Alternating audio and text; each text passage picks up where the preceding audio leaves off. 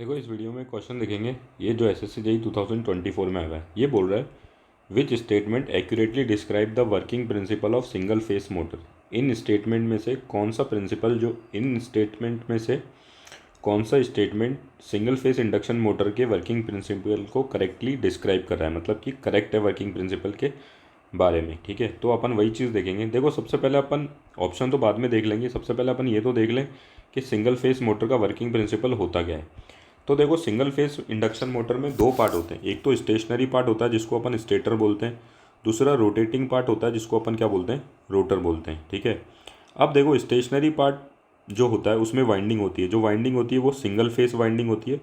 इस single phase winding को single phase AC supply दी जाती है, इसीलिए इसका नाम सिंगल फेस मोटर है। ठीक है, सिंगल फेस वाइंडिंग को सिंगल फेस सप्लाई दी जाती है। वैसे ही क्या होती है, बीच में जो रोटेटिंग पार्ट होता है उसको क्या बोलते हैं, रोटर बोलते हैं। इसमें भी वाइंडिंग होती है। ठीक है, अब रोटर की वाइंडिंग को कोई भी सप्लाई नहीं दी जाती है। ठीक है, रोटर की वाइंडिंग को कोई भी सप्लाई नहीं जाती है। तो जो रोटर में जो ईएमएफ डेवलप होती है या जो रोटर की जो मैग्नेटिक फील्ड डेवलप होती है, या फिर मैं बोल दूँ सिंपल सा, चलो छोड़ो सब कुछ छोड़ के अपन बोलते हैं जो रोटर में जो करंट डेवलप होगा वो इंडक्शन के फेनोमेना से होगा। ठीक है, इंडक्शन का फेनोमेना क्या होता है वो अभी अपन देख लेंगे। जो रोटर की वाइंडिंग है उसमें करंट जो डेवलप होगा वो इंडक्शन के फेनोमेना से होगा, इसलिए इसको इंडक्शन मोटर भी बोलते हैं। देखो जो रोटर होती है सिंगल फेस इंडक्शन मीटर में, जो रोटर होती है वो केज टाइप रोटर होती है। तो देखो अब मैं अपन वर्किंग प्रिंसिपल पे देखते हैं। यहाँ इस वाले डायग्राम से अपन वर्किंग प्रिंसिपल को समझने की कोशिश करेंगे। देखो वर्किंग प्रिंसिपल बताने से पहले अपन सबसे पहले देखते हैं ये सिंगल फेज एसी सप्लाई दी गई है। सिंगल फेज एसी मतलब अल्टरनेट करंट से सप्लाई दी जा रही है। अल्टरनेट करंट देखो पॉजिटिव दो साइकिल्स होते हैं, पॉजिटिव हाफ साइकिल और नेगेटिव हाफ साइकिल। ये कंटिन्यूसली अल्टरनेटिंग करंट अपनी पोलैरिटी को चेंज करता है। तो देखो पॉजिटिव हाफ साइकिल के लिए करंट कैसे फ्लो होगा, स्टेटर वाइंडिंग के थ्रू। देखो यहाँ से एंटर कर रहा होगा और यहाँ से लीव कर रहा होगा। देखो वाइंडिंग में करंट फ्लो कर रहा है, वाइंडिंग के अंदर करंट फ्लो कर रहा है, तो क्या होगी, मैग्नेटिक फील्ड डेवलप हो जाएगी। मैग्नेटिक फील्ड डेवलप हो जाएगी, वाइंडिंग में करंट फ्लो होता है तो क्या होती है, एमएमएफ डेवलप होती है, और एमएमएफ की वजह से क्या होती है, मैग्नेटिक फील्ड डेवलप होती है। अब ये जो मैग्नेटिक फील्ड है ना, राइट हैंड थंब रूल से अपन निकाल सकते हैं कि यहाँ पे जो पोल डेवलप होगा वो नॉर्थ पोल डेवलप होगा। वैसे ही देखो करंट यहाँ से फ्लो होता हुआ आ रहा है और यहाँ से लीव कर रहा है, तो यहाँ पे जो पोल डेवलप होगा वो कौन सा होगा, साउथ पोल। ठीक है, अब देखो जैसे कि मैंने अपन ने कहा कि मैग्नेटिक फील्ड सेट हो जाएगी। यहाँ पे देखो मैं आपको बता देता हूँ एक बार कर्सर से, यहाँ पे मैग्नेटिक फील्ड डेवलप हो जाएगी। तो देखो जो मैग्नेटिक फील्ड है वो चेंजिंग है, क्योंकि अल्टरनेटिंग करंट के कारण मैग्नेटिक फील्ड डेवलप हुई है। अल्टरनेटिंग करंट के कारण मैग्नेटिक फील्ड डेवलप हुई है, तो करंट मैग्नेटिक फील्ड भी कैसी है, चेंजिंग है। तो जो चेंजिंग मैग्नेटिक फील्ड ये रोटर के कंडक्टर को कट करेगी। चेंजिंग मैग्नेटिक फील्ड जब रोटर के कंडक्टर को कट करेगी तो रोटर के कंडक्टर में भी ईएमएफ डेवलप हो जाएगी। ठीक है, ईएमएफ डेवलप हो जाएगी, और वो कैसे, Faraday law of electromagnetic induction से। Faraday law of electromagnetic induction क्या कहता है, whenever there is change in magnetic flux, whenever there is change in magnetic flux there is induced EMF। ठीक है, अगर मैग्नेटिक फ्लक्स चेंज हो रही है तो वहाँ पे क्या होगी, ईएमएफ इंड्यूस हो जाएगी। तो देखो रोटर के अंदर भी क्या होगी, ईएमएफ इंड्यूस हो जाएगी। अब देखो रोटर के कंडक्टर में ईएमएफ इंड्यूस हुई। ठीक है, तो रोटर के कंडक्टर में करंट फ्लो होने लगा ईएमएफ की वजह से। ईएमएफ की वजह से क्या फ्लो होने लग जाएगा, करंट।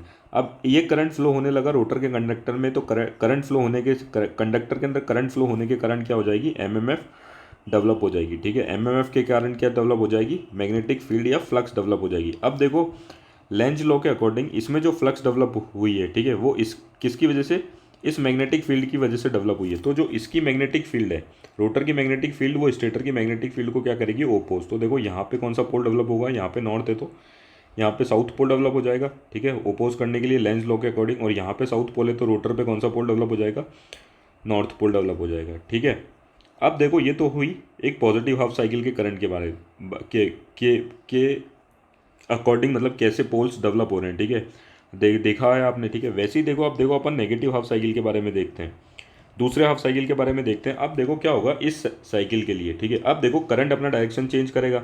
अब यहाँ से एंटर करेगा, ठीक है, ऐसे फ्लो होता हुआ आएगा और यहाँ से क्या करेगा, लीव करेगा।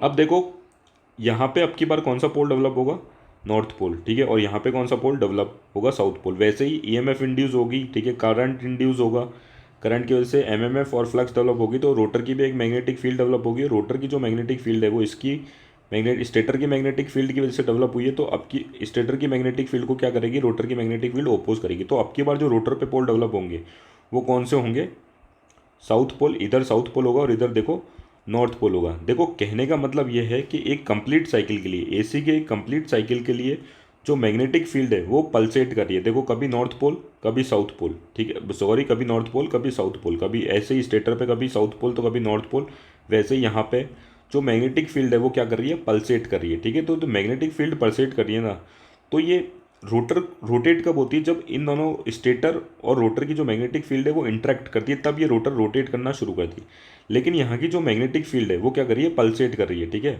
मतलब अपने डायरेक्शन कंटिन्यूसली चेंज कर रही है। तो ये रोटर है ना अपने आप से स्टार्ट नहीं हो पाती। अब देखो ये स्टार्ट नहीं हो पाती या फिर ये पल्सेट कर रही है, तो स्टार्ट क्यों नहीं हो पा रही है, देखो मैं आपको उसको और थोड़ा सिंपल से समझाता हूँ। देखो बोला जाता है कि रोटेटिंग डबल रिवॉल्विंग थ्योरी के अकॉर्डिंग जो मैग्नेटिक फील्ड डेवलप हुई है, देखो मैक्सिमम मैग्नेटिक फील्ड डेवलप हुई है 5m, वो दो मैग्नेटिक फील्ड से डेवलप हुई है।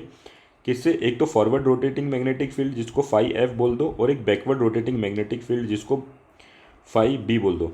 देखो ये जो जो दो मैग्नेटिक फील्ड है ना, ये अगर मान लो रोटर है, तो ये जो दो रोटेटिंग मैग्नेटिक फील्ड है ये क्या कर रही है, एंड ऑपोजिट डायरेक्शन में रोटेट कर रही है। मतलब फॉरवर्ड रोटेटिंग फील्ड अगर क्लॉकवाइज डायरेक्शन में रोटेट कर रही है, ठीक है, तो backward rotating field anti clockwise direction में रोटेट कर रही है, ठीक है। और देखो इन दोनों का जो मैग्नीट्यूड है वो भी क्या है, इक्वल है, और मैक्सिमम जो ये फ्लक्स है उसके हाफ के इक्वल है। मतलब इसका मैग्नीट्यूड भी 5m/2 है और इसका मैग्नीट्यूड भी 5m/2 है।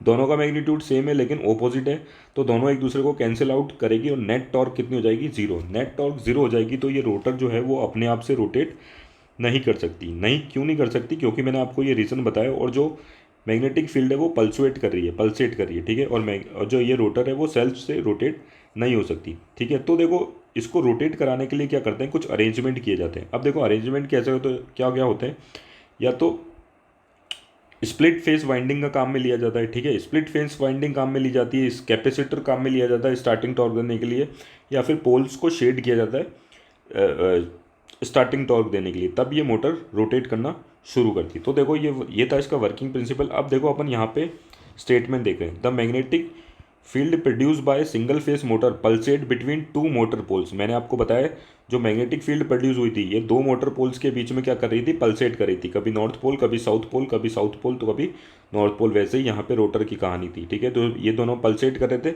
Requiring an initial force for rotor movement, ठीक है।